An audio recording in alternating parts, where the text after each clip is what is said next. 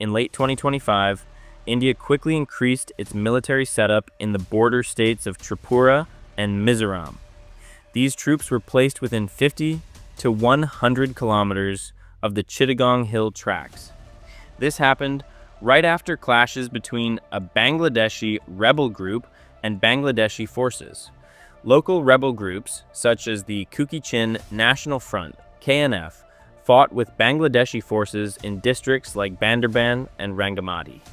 The timing looks strange, because when Muhammad Yunus became the interim prime minister of Bangladesh, under his rule, anti-India and anti-Hindu feelings grew strong. Analysts say anti-India sentiment in Bangladesh existed long before Sheikh Hasina's fall. Protests became violent, with attacks on Hindu temples, homes, and people. Bangladesh witnesses fresh series of attacks on the minority Hindu community. Miscreants have vandalized 8 idols and 3 Hindu temples in Bangladesh. Reports say over 2,900 violent incidents happened against minorities.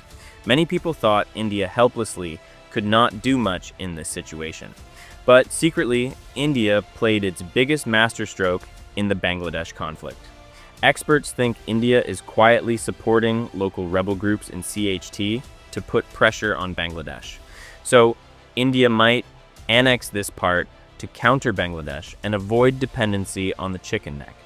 So what is India doing in this hilly area? Why is it so important for India? Is India planning to take control or influence this land using rebels? If yes, then how? We'll answer these questions in today's video. The Chittagong Hill Tracts, or CHT, is a unique region in Bangladesh. It's the country's only big hilly area, covering about 13,295 square kilometers. That's roughly 1/10 of Bangladesh's total area. CHT is located in the southeastern part of Bangladesh. It shares borders with India's Tripura state to the north, Mizoram state to the east, Myanmar's Chin and Rakhine states to the south and southeast, and Bangladesh's Chittagong district to the west. This region is home to indigenous tribal peoples who are collectively known as Juma or hill tribes. There are 11 to 13 main groups, including the Chakma, who make up about 25% of the tribal population. Other groups include the Marma, Tipra, Tanchangya, Mru, Bam, Kumi, Panko, Lushai, Kyang, and Chak. These tribes follow different religions like Buddhism, Hinduism, Christianity, or animism. They have their own distinct culture, dress, and traditions that are different from the Bengali majority.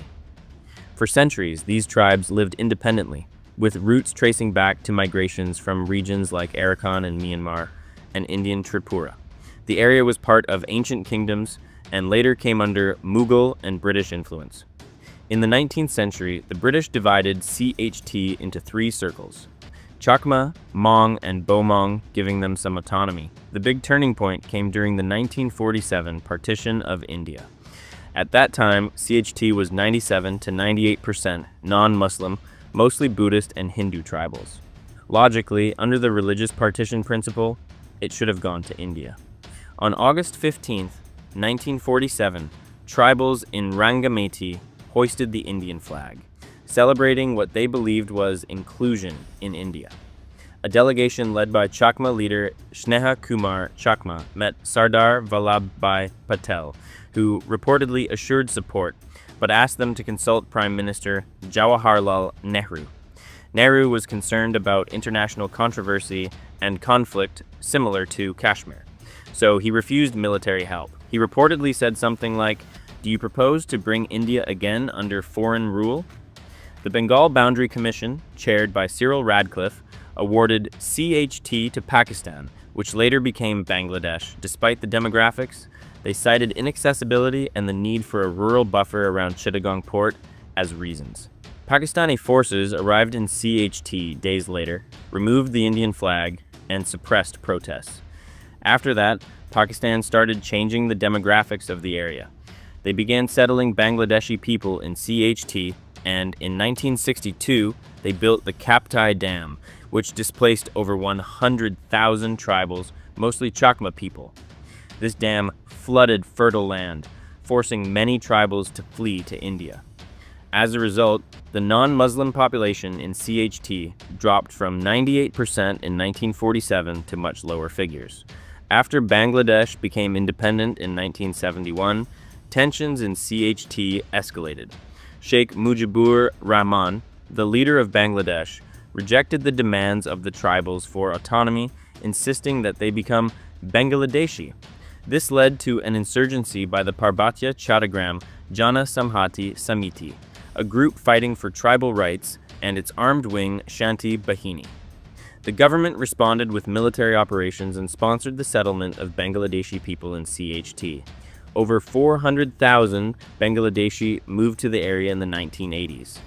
As a result, the indigenous population fell from 98% in 1971 to about 50% by 2000. In 1997, the government signed a peace accord with the tribals, promising autonomy and land rights. However, the implementation of this accord is still incomplete. India has been providing shelter to tribes from the Chittagong Hill Tracts for a long time. During the displacement caused by the Kaptai Dam in the 1960s, thousands of Chakma people fled to Tripura and Mizoram. More refugees arrived during the insurgency in CHT, with India hosting over 50,000 refugees at times. In recent years, there has been unrest in CHT, including clashes involving the Kukichin National Front (KNF) since 2022, which has sent more refugees into Mizoram. India provides shelter, schools, healthcare, and temporary camps to these refugees, viewing it as a humanitarian duty. This has built goodwill among the tribal people who have ethnic links to India's northeast. But beyond providing shelter, India is also quietly supporting rebels in CHT to counter Bangladesh's instability and protect its strategic interests. Groups like the KNF, which is seeking autonomy for the Kukichin tribes, have clashed with Bangladeshi forces. Some people claim that India is subtly providing arms or intelligence to these rebels, using ethnic networks in Mizoram and Tripura. There are also whispers that India is influencing proxies against Bangladeshi forces, perhaps to weaken Dhaka's control and create leverage. The Arakan army from Myanmar, which controls borders near CHT, has indirect links to India. Some say India engages with the Arakan army for security related to the Kaladan project, while Bangladesh accuses India of sheltering rebels. However, there is no direct proof that India is using the Arakan army or rebels to take control of CHT territory. The idea of India creating a new state from CHT is highly speculative. India's focus appears to be defensive, protecting its northeast connectivity via the Siliguri corridor and countering instability spillover. The recent Indian military buildups in Mizoram and Tripura are framed as securing borders amid Bangladesh's political vacuum post-2024. If India were to gain control or strong influence over the Chittagong Hill Tracts, the benefits would be massive. Geopolitically, CHT is a strategic bridge between South and Southeast Asia. Controlling it would create a buffer against China and Myanmar's influence, secure northeast borders, and weaken any anti-India insurgency routes.